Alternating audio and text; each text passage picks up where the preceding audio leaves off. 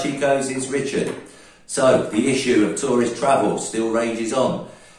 Will the Brits be able to fly back to Spain on holiday again this year? Do they want to come? And will they be welcome when they get here? Emotions, including mine, are certainly still running high. Confusion still reigns.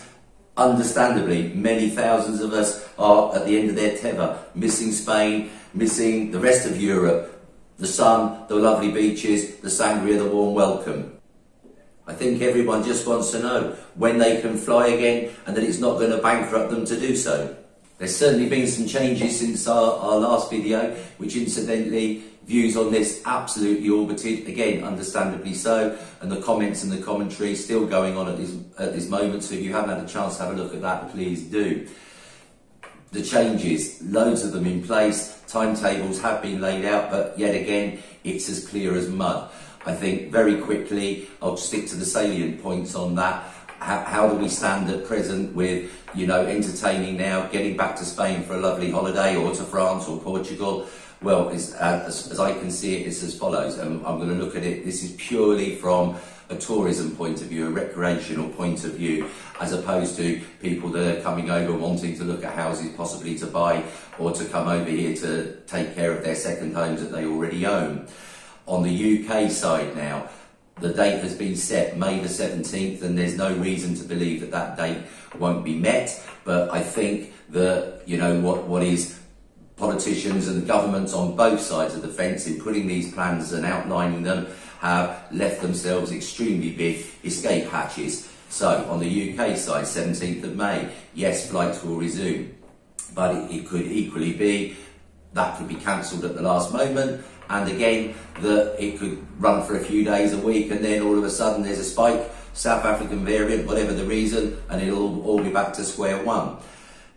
They're operating a system that's become known as the traffic light system, green, amber and red. So again, even on that issue there, it's not been clarified at the moment, and I don't think it will be until May, what countries are going to be allocated into which zones, and whichever zone a country is in, that will have serious repercussions as to what will happen if you visit that country for a nice holiday, in terms of when you fly back to the UK.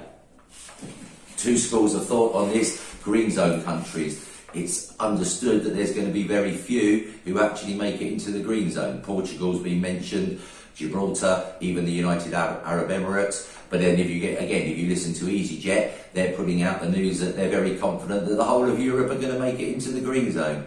Don't believe it, I'm afraid. I think they just want to sell airline tickets.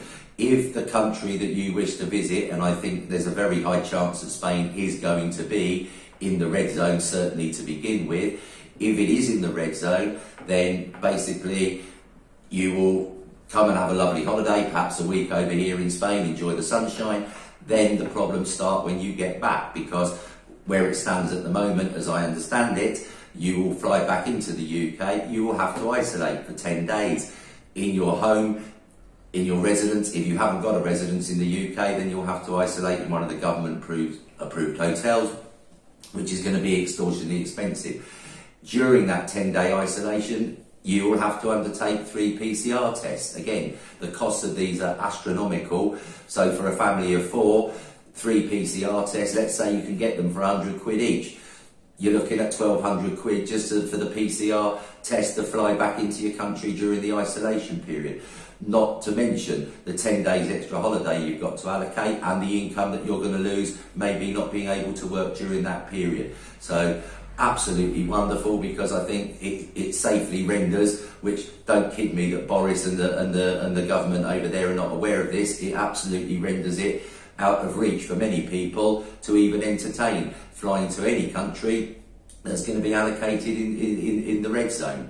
On the Spanish side, and I'll only talk about Spain rather than the other European countries, I think that the date, as we mentioned in our last video, was set for originally the 30th of March. It was then extended to the 30th of April, and then what they're saying is that you will just have to come in with a negative PCR test, and then you will be able to travel freely around Spain and go to your holiday destination and enjoy a fantastic holiday. So in other words, no need for isolation.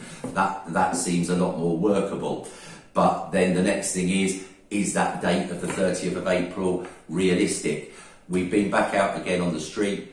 We've spoken to some fantastic, very wonderful Spanish people, average people, workers, perhaps a small business owner, and alongside of them we've also on this occasion spoken to a number of expats who are lucky enough to be living in Spain, in Almeria in this instance, and asked them two questions. One, is the 30th of April, you think, a realistic date for tourism to continue and for tourists to be able to come back to Spain, not just from Brits, you know, from the UK, but also for Belgians, for French people, for Germans? The second question was the one we asked before. Are the tourists being missed in Spain, and will they be welcome? Again, I think you'll find that unanimously the answer is yes. So please enjoy these next series of interviews, and then feel free, as you did before, to give us a comment. We very much like to know your thoughts. Last time, I must admit, a lot of the comments were hijacked by the Brexiteers and then being opposed by the Remainers and everything, and some of them, to be quite honest, were very, very negative, you know, boycotting Europe, and we'll never come to Spain or Portugal or anywhere else in Europe again on our holidays because we've been misrepresented, we've been let down, quite knows by who, I'm not sure. I'm sure this is the responsibility of the respective governments who are putting us in this bloody awful position, but I'll leave that to you. Buenas, me llamo Juan y estamos en La Pinta. Hi, my name's Juan and we're in La Pinta. Bueno, esperamos que el 30 de abril abran la frontera y os esperamos aquí con unos abrazos muy grandes y que vengáis todos a disfrutar. Yeah, we really hope that the borders will be open on the 30th and we're waiting with our arms very wide open. Os esperamos, que sois muy bienvenidos aquí, que no tengáis problema ninguno y ya está, que os esperamos un agrado aquí. Yes, we're more than ready for the tourists to come back. Our arms are more than wide open and we're waiting for you. Yo creo que no. No, I really don't think the borders will be opening again on the 30th. Yo creo que sí, pero a lo mejor no, por el tema del COVID, de extranjeros que vengan aquí, no, a lo mejor sí, a lo mejor no, yo creo que no. I hope they will be, but possibly with all this stuff with COVID, people might be a bit more careful about how they receive foreign people now. Realísticamente a mí me parece que es muy temprano que venga el turismo en abril, pero eso es mi opinión personal. My personal opinion is that I think the 30th is a bit soon and I don't think it's going to happen. Cuando el turismo vuelva aquí a España, España siempre ha recibido a la gente inglesa muy bien, tienen muchos habitantes ingleses aquí y los van a recibir muy bien. When the English do come back to Spain, they will be very well received, as they've always been here, and they're very welcome.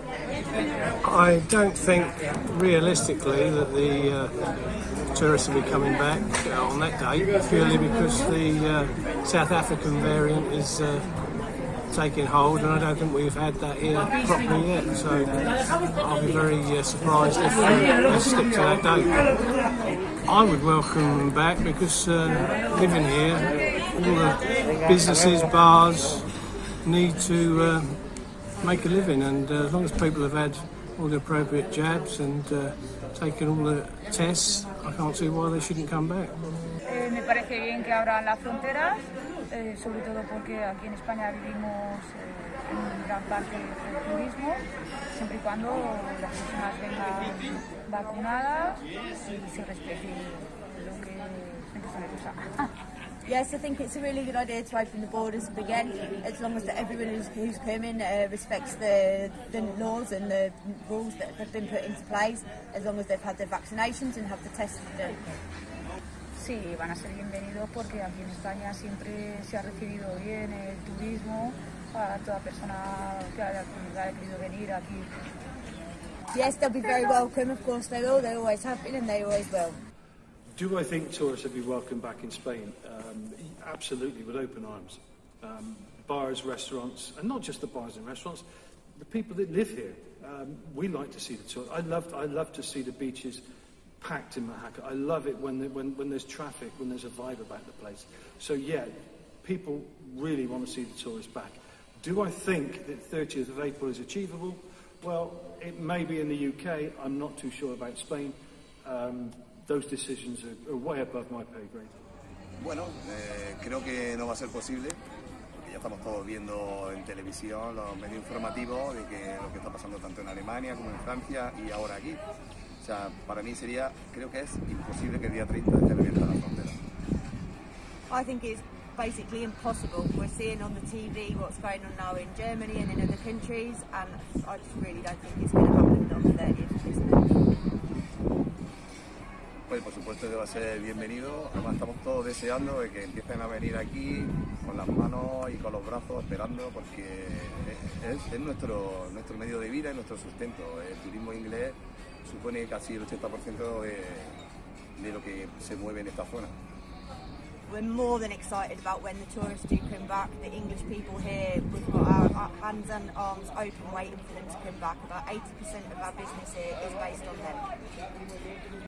José, propietario de Joyland, estamos aquí en el puerto deportivo de Garrucha.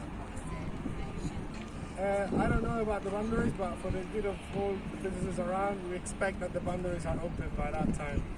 I mean, absolutely. I mean, we expect every other tourist to come over here. We definitely welcome them, all of them, no matter where they come from. Absolutely. Hola, mi nombre es Sofía. La pregunta a responder es que me parecería muy bien que abrieran las fronteras el día 30 de abril, pero lo veo difícil debido a que todavía no hay mucha gente vacunada y demás. Igualmente esperamos que se puedan abrir y podamos tener más turismo este verano y la cosa vaya muy bien. Sophia, and the question to answer here is whether or not I think the borders should reopen on the 30th of April. It's a difficult question as lots of people still haven't been vaccinated. However, I would love for everybody to be able to come back to Spain, and it would be great for the tourism. We need this for the hospitality department, and I really hope that we can all collaborate together and we can all enjoy this luxurious summer all as one. So there we have it again, guys. I think, you know, we've interviewed and spoke to a lot of people. A lot of them as well, sadly, wouldn't agree to be filmed and maybe wanted to keep their identities anonymous. Not surprising after you saw what happened with the reactions maybe on the last video. But again, I don't know why these reactions were there, because it's very, very clear the Spanish people certainly are missing the Brit tourists, missing the other European tourists. They very much appreciate what a valuable contribution to the economy tourism makes. They're missing you coming to Spain, and you will be very, very welcome as soon as you can come back. And I think it's also important to add before we finish, it's not just about missing the tourist money. A lot of the people that we spoke to said, you know, the whole vibe of a particular town, the whole atmosphere in the town has been drastically changed. You know, wonderful, very, very popular areas where, you know, it's always difficult to find a parking space or find that space on the beach. They are all as dead as dodos, like ghost towns, and it's just not a very nice environment. So as soon as the tourists can come back, they bring the life, they bring the vibrancy. It's not just about the money, guys. So if you've enjoyed, please do subscribe, give us a like, it would be so much appreciated, and as always, make a comment and we'll try our best to come back to you.